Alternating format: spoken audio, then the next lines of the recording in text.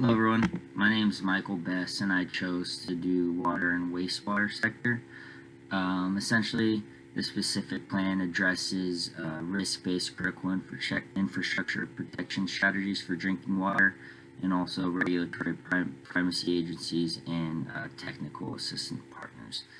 The specific plan essentially describes processes and activities that enhance the security and resilience of the sector's infrastructure.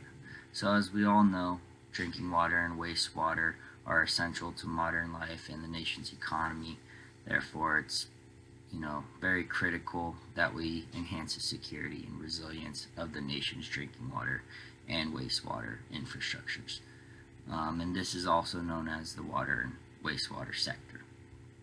So the plan essentially is used to guide efforts to strengthen the resilience of the sector's infrastructure. So some major players include the FBI, state drinking water agencies, water ISAC, water and wastewater associations, and also FEMA. And I'm going to get into a little bit of significant risks associated with the sector. The most significant risks include disasters such as floods, hurricanes, earthquakes, and other natural and man-made disasters. But some emerging risks that go along with natural disasters is an insufficient amount of funds to address the area-wide events, and also the water and wastewater sector hasn't really sufficiently planned around scenarios in which scope and scale exceed conventional response and recovery planning. Some medium risks include things like lack of mutual aid agreements and a lack of practices for emergency response planning. So some goals of the sector include to sustain protection of public health and environment. Second goal of the sector is to recognize and reduce risk. The third goal is to maintain a resilient infrastructure, and the fourth goal is to essentially increase communication and outreach and public confidence. So some water and wastewater objectives that support each goal. So let's say for goal number 1, which was to sustain protection of public health and the environment, an objective that would support that goal would be to evaluate and develop surveillance, monitoring, warning, and response capabilities to recognize and address all hazards and risks that affect public health, essentially. And the second goal, like I said, was to recognize and reduce risk.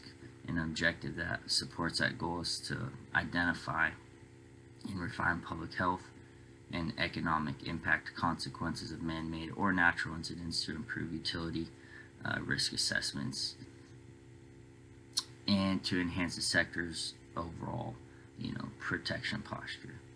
And the third goal, like I said, was to maintain a resilient infrastructure. And for this particular goal, an objective that supports it is to identify and implement key response and recovery strategies. Response and recovery from an incident in the sector will be crucial to maintaining the overall health of the public and confidence of the public as well. And for goal number 4, and objectives that supports it is to, the goal was to increase communication, outreach, and public confidence. And the objectives that supports that goal is to be able to communicate with the public about the level of protection and resilience in the water and wastewater sector, and to provide outreach to ensure the public's ability to be prepared for and also respond to a disaster. It's important that the public knows how to respond to natural disasters and also some consequences that may be associated with them as well. And last thing is to also enhance communication and coordination among utilities on the federal, state, local officials, and agencies to provide information about threats as well.